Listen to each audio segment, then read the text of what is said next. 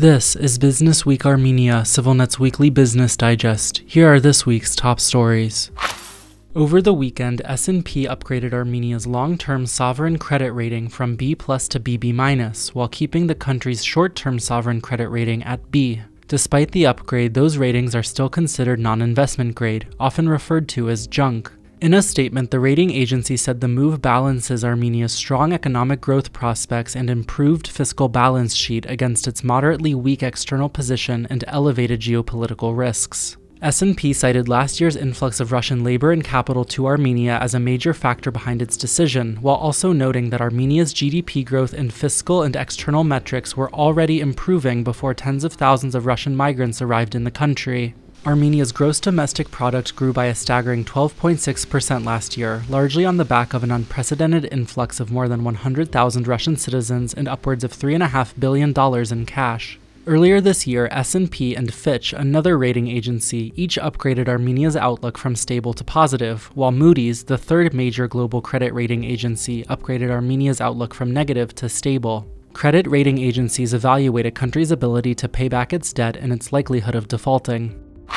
For the first time in at least 2 decades, Armenia has recorded a trade surplus with Russia, its biggest economic partner. In the first half of the year, Armenia exported to Russia $210 million more in goods than it imported from Russia, according to Armenian customs data. For comparison, Armenia's trade deficit to Russia was nearly $600 million last year. Meeting with his Russian counterpart last week in the resort town of Tsakhkadzor, Armenian Prime Minister Nikol Pashinyan hailed soaring trade numbers and characterized ties as very strong, despite problematic issues which he did not name. Trade between Armenia and Russia nearly doubled last year to approach $5 billion for the first time, raising questions about Armenia's role supplying foreign-made goods to the world's most sanctioned country. It is understood most of the trade is in goods produced in third countries and then re-exported by Armenian companies to the Russian market. Washington has singled out Armenia as one of several transshipment points commonly used to illegally redirect restricted items to Russia, but has so far blacklisted only a handful of Armenian companies for alleged sanctions busting.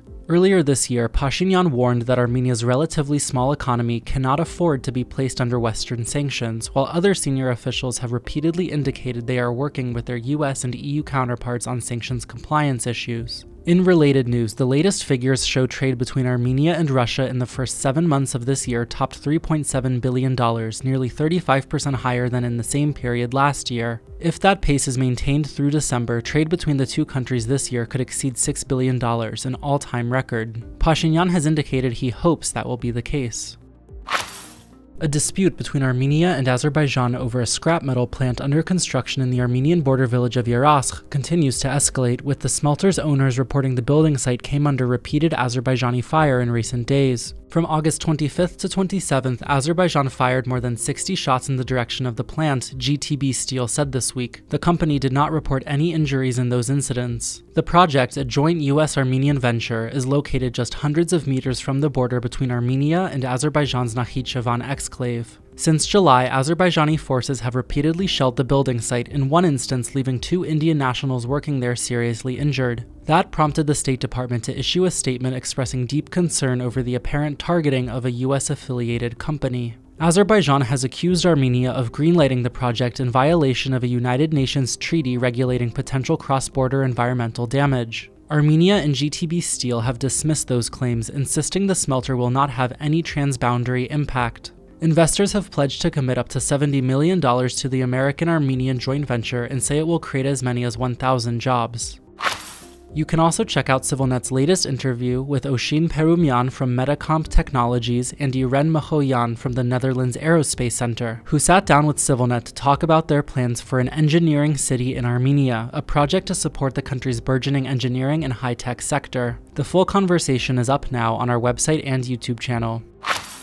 And as always, please follow CivilNet for the latest news and independent reporting from our contributors on the ground in Armenia, Nagorno-Karabakh, and the region.